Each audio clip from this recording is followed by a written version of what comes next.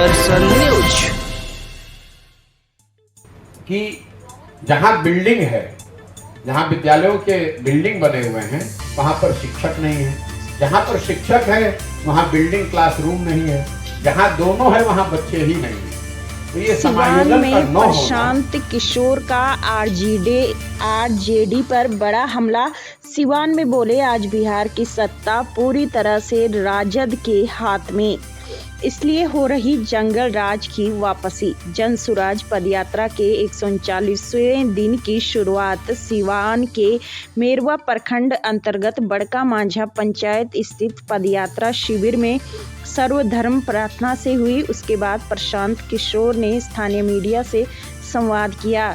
Media संवाद के दौरान उन्होंने अपने पदयात्रा का अनुभव साझा किया। आपको बता दें कि जन सुराज पदयात्रा पर निकले प्रशांत किशोर 2 अक्टूबर 2022 से लगातार पदयात्रा के माध्यम से बिहार के गांवों में दौरा कर रहे हैं। उनकी पदयात्रा अब तक 1600 किलोमीटर से अधिक की दूरी तय कर चुकी है। पश्चिम चंपारण से शुरू हुई पदयात्रा शिवहर, पूर्वी चंपारण, गोपालगंज होते हुए पिछले 12 दिनों सिवान जिले में है। इस दौरान उन्होंने कहा कि आज बिहार की सत्ता पूरी तरह से राजद के हाथ में, इसलिए बढ़ रहा है अपराध और हो रही जंगल राज की वापसी। जातीय जनगणना समाज में उन्माद फैलाने की कोशिश। गणना होने के बाद भी दलितों, अति पिछड़ों और मुसलमानों की स्थिति में कोई सुधार नहीं। बिहार की शिक्षा व्यवस्था का ध्वस्त हो जाना पढ़े लिखे मुख्यमंत्री नीतीश कुमार के कार्यकाल का सबसे बड़ा काला अध्याय। बिहार की जनता इस बात को स्वीकार कर चुकी है कि बिहार में विद्यालयों और कॉलेज की भूमिका बस खिचड़ी डिग्री बांटने की है। बिहार में समतामूलक शिक्षा व्यवस्था बनाने के चक्कर में हर गांव, हर पंचायत में स्कूल खोल दिया गया, लेकिन उसके बाद उसकी गुणवत्ता और उसकी जरूरतों पर ध्यान नहीं दिया गया। इसको जनगणना क्यों नहीं कहा जा रहा है, इसको गणना क्यों कहा जा रहा है? दूसरी बात कि जब ये जनगणना हो जाएगा तो इस पर कार्यक्रम बनाने के लिए आपके पास क्या सोच है? क्योंकि दलितों की गणना, उदाहरण के तौर पर दलितों की गणना स्वतंत्रता के बाद से हो रही है, फिर भी आज भी दलित इस देश में सबसे गरीब और पिछड़ा है। तो अगर सिर्फ गणना मात्र से ही लोगों की स्थिति सुधर जाती तो किसको नहीं पता है कि बिहार के लोग सबसे गरीब हैं? ये तो गणना हुआ पड़ा है कि बिहार में प्रति व्यक्ति आय 35,000 रुपया है, देश में प्रति व्यक्ति आय 1,45,000 रुपया है। तो आप बिहार के लोगों की इनकम को बढ़ा दीजिए। गणना करना एक बात है, आप लाइब्रेरी में जाएंगे और वहां किताबों की के बीच में बैठ जाएंगे तो उससे आइंस्टीन और न्यूटन थोड़ी ना बन जाइएगा। अरे भाई, उस किताब को पढ़ना भी पड़ेगा, पढ़कर समझना भी पड़ेगा। तो ये तो बेवकूफी है कि सिर्फ गणना करके लोगों को सुधारा जा सकता है। अगर ऐसी बात होती तो बिहार के विभिन्न वर्गों का, कम से कम जिन वर्गों की गणना, मुसलमानों की गणना तो हो रही है, और मुसलमानों की हालत आप जाकर देख लीजिए, यहाँ पर उनकी गरीबी का आलम देख लीजिए, उनके बदहाली फटेहाली की आलम देख लीजिए। तो सिर्फ जो लोग भी इस झांसे में आ रहे हैं कि गणना हो जाने मात्र से उनकी स्थिति सुधर जाएगी, उनको बेवकूफ बनाया जा रहा है। ये उनसे सिर्फ जातीय उन्माद फैलाकर वोट लेने की प्रक्रिया है, न उसको किसी को सुधारने की सोच है। न भाई, इतने दिनों से जिन वर्गों की ये लोग राजनीति कर रहे हैं, ये दोनों दल आरजेडी, जदयू वगैरह, उन्हीं वर्गों की स्थिति तो आज सबसे ज्यादा खराब है। आज बिहार में सबसे गरीब कौन है?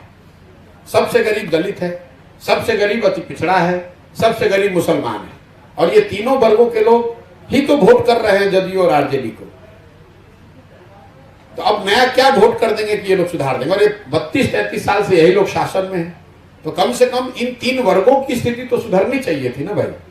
कि बिहार में जो स्कूली शिक्षा व्यवस्था है वो उत्क्रमित विद्यालयों और नियोजित शिक्षकों के आधार पर बना हुआ है, और कॉलेज जो है वहाँ पर बिल्डिंग, शिक्षक, बच्चे हैं, लेकिन पढ़ाई वहाँ भी नहीं हो रही है। तो विद्यालयों में खिचड़ी बट रहा है और कॉलेजेस से डिग्री बट रहा है, पढ़ाई दोनों में कहीं नहीं हो रहा है।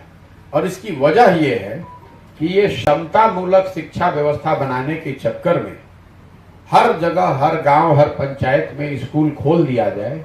इस चक्कर में उसकी गुणवत्ता पर या उसकी जरूरतों पर ध्यान नहीं दिया गया। हर जगह बिल्डिंग बना दिए गए।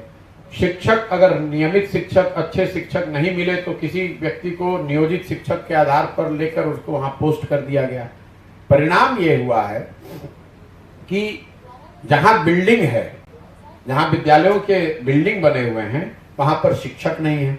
जहां पर शिक्षक है वहां बिल्डिंग क्लासरूम नहीं है। जहां दोनों है वहां बच्चे ही नहीं है। तो ये समायोजन का न होना बिहार की शिक्षा व्यवस्था का ध्वस्त होने के पीछे सबसे बड़ा कारण है। कई लोगों को ऐसा लगता है कि सिर्फ शिक्षकों की गुणवत्ता नहीं होने की वजह से पूरी शिक्षा व्यवस्था ध्वस्त हो गई है। ये सिक्के का सिर्फ एक पहलू है। शिक्षकों की गुणवत्ता, उनकी ईमानदारी, वो कितने मेहनत से लोगों को पढ़ा रहे हैं, ये सब एक विषय है। लेकिन कहीं ना कहीं सरकार की शिक्षा व्यवस्था को लेकर उदासीनता, शिक्षा व्यवस्था पर ध्यान न देना, ये पूरी शिक्षा व्यवस्था को ध्वस्त होने के पीछे कारण है। इसीलिए मैं ये भी कहता हूं कि 17 साल के नीतीश कुमार के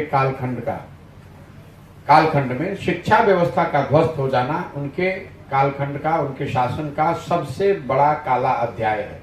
ऐसा इसलिए, मान लीजिए कि सड़क आज टूटी हुई है, कल एक अच्छी सरकार आ जाए तो शायद वो सड़क बन सकती है, लेकिन 2 पीढ़ियां जो इस शिक्षा व्यवस्था से पढ़कर निकल गई, अब अच्छी सरकार अगर आ भी जाए तो भी वो लोग अपने आप को फिर से शिक्षित नहीं कर पाएंगे। अब उनको पूरे जीवन भर शिक्षित समाज के पीछे ही चलना पड़ेगा।